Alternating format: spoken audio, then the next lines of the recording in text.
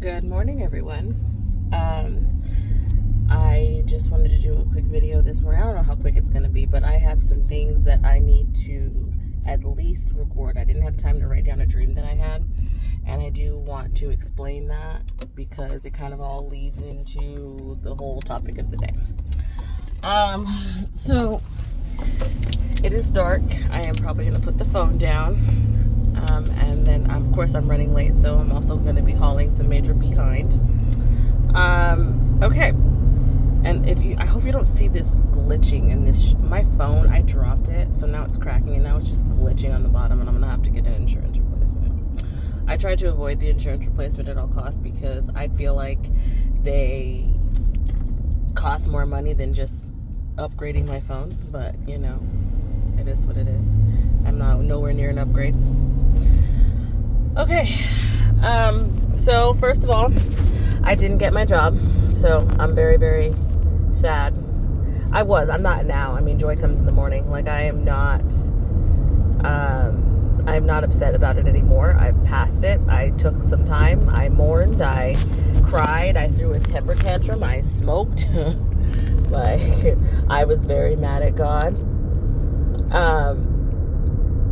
And he gave me the grace to get through it, you know? I mean, obviously he knew what was going to happen, so he was ready and prepared for it. He gave me the grace and was like, "Are you ready?" And I'm like, "Okay, I'm ready. I'm done. I'm fully done feeling sorry for myself." And so he was like, "Okay." And since then, I've been getting revelation as to this and to that. I know exactly what I did wrong.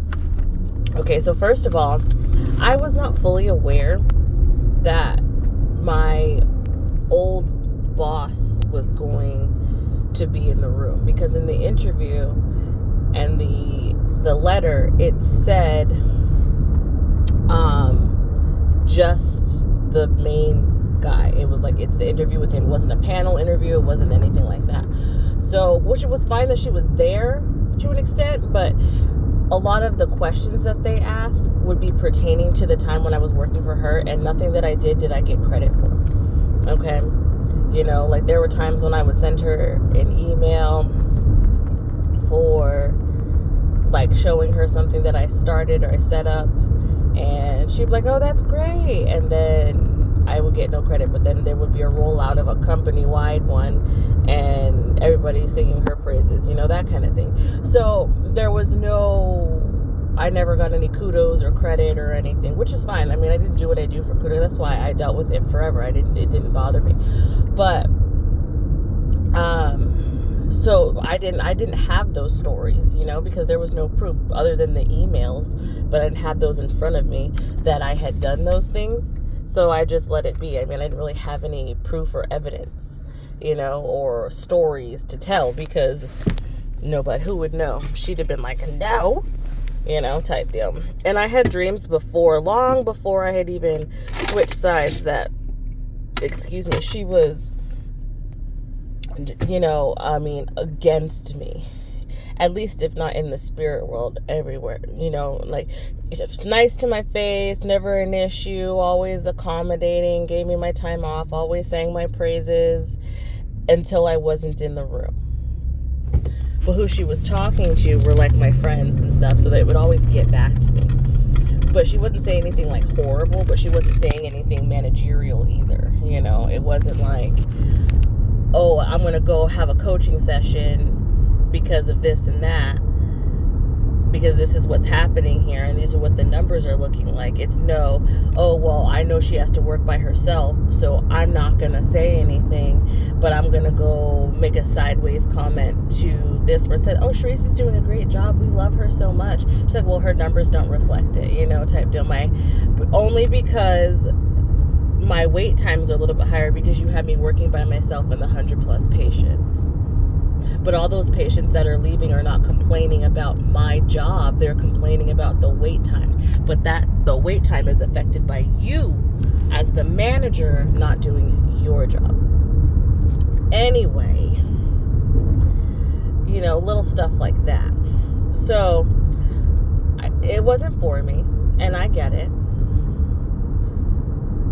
And I I have accepted it. It's definitely been a very hard pill to swallow, but I have accepted it and been able to move forward.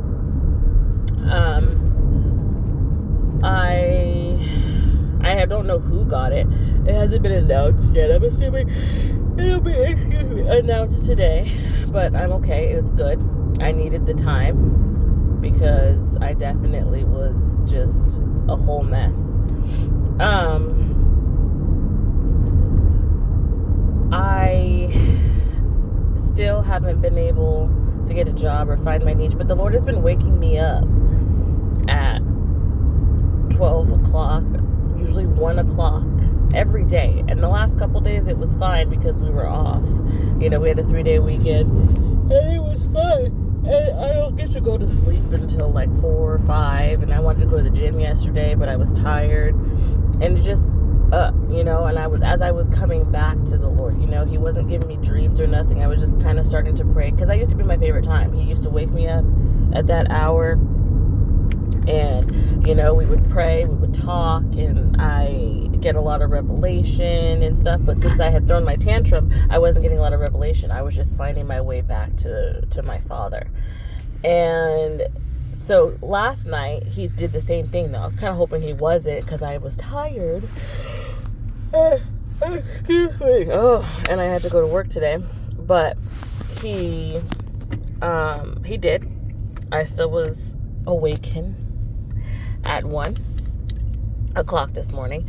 And so, of course, he gave me a little snippet of different areas and different things to look, different directions to go in and stuff like that. So I'm excited about that. But then when I finally did go to sleep at like 3, I was fighting it because I'm like, that's only an hour.